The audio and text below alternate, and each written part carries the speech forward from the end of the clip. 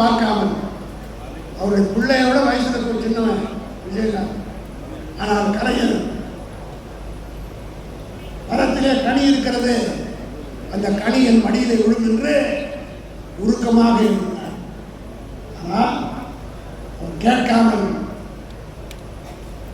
வேறு விதமாக நடந்து கொண்ட காரணத்தினால் 89 இடங்களிலே திமுக வெற்றி பெற்றது. நம்முடைய கூட்டணி ஏறத்தாழ 100 இடங்களிலே வெற்றி பெற்றது.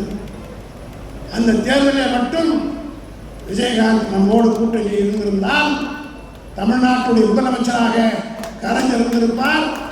முதலமைச்சராக இருந்திருந்தால் அந்த தேர்தலே அவர் வாழ்ந்திருப்பார். அது மட்டும் இல்லை, ஜெயலலிதாவே செத்து போயிருப்பார். அது எதிர்கட்சியான உடனே அமெரிக்காவுக்கு போய் உடம்புலாம் ரிப்பேர் பண்ணி கொடுத்துருப்பாங்க. அந்தமா உயிரோடு இருப்பாங்க. ஏன் விஜயகாந்தே உயிரோடு இருப்பார். அன்னைக்கு போய் படத்தில் தான் அதுக்கு பிறகு வரவில்லை. ஒன்று சொல்றேன், திராவிட முன்னேற்ற கழகத்திற்கு எவன் துரோகம் நினைத்தாலும் இதுதான் நிலைமை என்பதற்கு நான் வேற ஆனால் அப்படிப்பட்ட ஒருத்தருக்கு கூட நம்முடைய தலைவர் என்ன பண்ணார்? மறைந்தவுடன் யாரும் மனு போட்டு கேட்கல, யாரும் தளபதி இடத்திலே கேட்கவில்லை, உடனடியாக அறிவித்தார். அரசு மரியாதையுடன் விஜயகாந்த் அடக்கம் செய்யப்படுவார் என்று. அதுக்கு என்ன காரணம் தெரியுமா?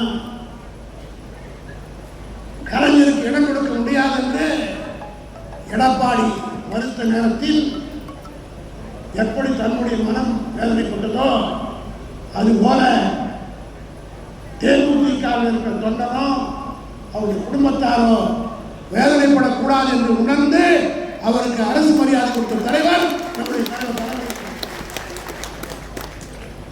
ஏன் சொல்கிறீர்கள் என்று சொன்னால், இப்படிப்பட்ட சூழ்நிலையிலே அன்றைக்கு தேர்தலில் நடந்த தென்முள்ளுகள் இதெல்லாம் நடந்தது. ஆனால் மோடி போட்டு எண்ணிட்டு இருக்கும் போதே ஜெயலலிதா வாசித்தார். தேர்தல் முடிய வரல. அது நாம் தோற்றதுக்கு இன்னொரு காரணம். இப்படி பல்வேறு தவறுகளை செய்திருக்கக்கூடியவர் மோடி அவர்கள் என்பதை எங்களாலே சுட்டிக்காட்ட முடியும். இந்த 10 வருட காலத்திலே தமிழக மக்களுக்கு பல துரோகங்களை செய்திருக்கிறார். குறிப்பாக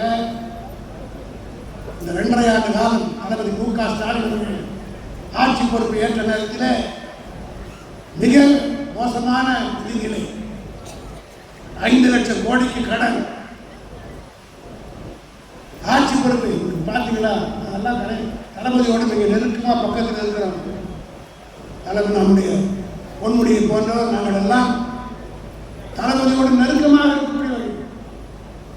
அவர் முதலமைச்சராக வருவதற்கு முன்னால் சிரிப்பாக சிரித்துக் கொண்டே இருப்பார், மகிழ்ச்சியாக இருப்பார், எங்களோடு நகைச்சுவையாக பேசுவார், சினிமாவை பற்றி பேசுவார், கிரிக்கெட்டை பற்றி பேசுவார். அப்படி இல்லாமல் இருந்த தலைவர் ஆட்சி பொறுப்பு ஏற்றதிலிருந்து எங்களை போன்றவருக்கு பார்ப்பதற்கே சங்கடமாக இருக்கிறது.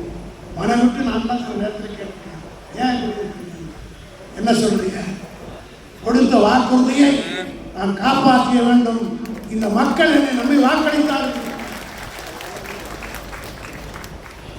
அதைவிட அவர் மனதில் இன்னொரு வேதனை என்னவென்று கேட்டார். 10 ஆண்டு கால கட்சிக்காரர்லாம் உயிரை கொடுத்து சொத்தை விற்று எல்லாவற்றையும் அடகு வைத்து கட்சிக்காக பணியாற்றினான். போராட்டத்தில் பங்கு பெற்றான். கூப்பிட்ட போதெல்லாம் வந்தான். நிகழ்ச்சி ஏற்பாடு செய்திருந்தால் 10 நாளில் ஏற்பாடு செய்தான். அவனுக்கு இந்த 10 ஆண்டு காலம் கஷ்டப்பட்டவனுக்கு என்னால் ஒன்றும் செய்ய முடியவில்லையே, என் கைகள் கட்டப்பட்டிருக்கிறது என்று வருத்தப்படுகிறார். நிதி நெருக்கடி தான் ஏற்படுத்தினார். குறிப்பாக மகளிருக்கு உரிமை தொகை 1000 ரூபாய் என்று அறிவித்தார். ஆனால் உடனடியாக கொடுக்க முடியவில்லை.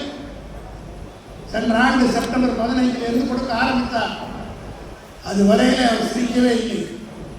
அந்த 15ஆம் தேதி செப்டம்பர் 15 மக்கள் உரிமை தொகை, மகளிர் உரிமை தொகை என்று 1000 ரூபாய் பேங்க்ல போட்டாரே, அன்னைக்கு தான் அவர் செஞ்சார். காரணம் என்ன? கொடுத்த வாக்குறுதியை காப்பாற்றணும். மஸ்தான் குறிப்பிட்டதை போல மோடி 15 லட்சம் ரூபாய் பேங்க்ல போடுவாங்க, 10 பைசா கூட போடவில்லை. ஆனால் முதலில் வங்கியிலே பணம் போட்ட தலைவர் இந்தியாவிலே தலைவர். மாசம் 1000 ரூபாய் வருதா இல்லையா? எல்லோருக்கும் வருது. பேங்கை பார்க்காத பெண்கள்லாம் பேங்க் பார்க்கலாம். பேங்க்னா கனவுல பார்த்ததெல்லாம் இதுக்கு மேல பேசினா வாயினா ஸ்லிப் ஆயிடுச்சுன்னா வேற. நாங்கள் யதார்த்தமா பேசுறது கூட என் வாயிலிருந்து எது வரும் காத்துக்கிட்டே இருக்கு. அதனால ரொம்ப சர்வ ஜாக்கிரதையா பேசுறது. இந்த 1000 ரூபாய்க்கு மட்டுமல்ல, புதுமை பெண் திட்டம் நம்ம அறிவிச்சார் தெரியுமா? அதாவது +2 படித்து முடித்த பெண்களுக்கெல்லாம் 1000 ரூபாய் மாதந்தோறும். இந்த திட்டம் எப்படி உருவானுச்சு தெரியுமா? ஒரு நாள் நாங்களெல்லாம் பொன்முடி நாங்கள்லாம் அண்ணா அறிவாளத்தில் உட்கார்ந்து கொண்டிருக்கிறோம். அன்னைக்கு தான் +2 ரிசல்ட் வருது. இந்த +2 தூத்துக்குடியில் ஒரு சத்தனு ஆயாருடைய மகள் மாநிலத்திலே முதல் மார்க் வாங்கி பாஸ் பண்ணுது. அவங்க அம்மா சத்தனு கொடுக்குற வேலை செய்யுது, அப்பா தச்ச வேலை செய்கிறார். அவருடைய மகள் ஸ்டேட்ல ஃபர்ஸ்ட் மார்க் வாங்கிடுச்சு. அன்றைக்கு தான் தளபதியுடைய இதயத்திலே மனதிலே இந்த மனம் தோன்றியது. ஃபர்ஸ்ட் மார்க் வாங்கினதுனால பல பேருக்கு சீட்டு கிடைச்சிருக்க மார்க் கொடுத்துட்டாங்க. இதுபோல் பல பெண்கள் ஃபர்ஸ்ட் மார்க் வாங்கினாலும் அதிக மார்க் வாங்கி படிப்பை தொடர முடியாதவங்க நிறைய பேர் இருக்காங்க. அவர்களுக்கெல்லாம் என்னுடைய சொந்த அனுபவத்தை நான் சொல்றேன். நான் 1986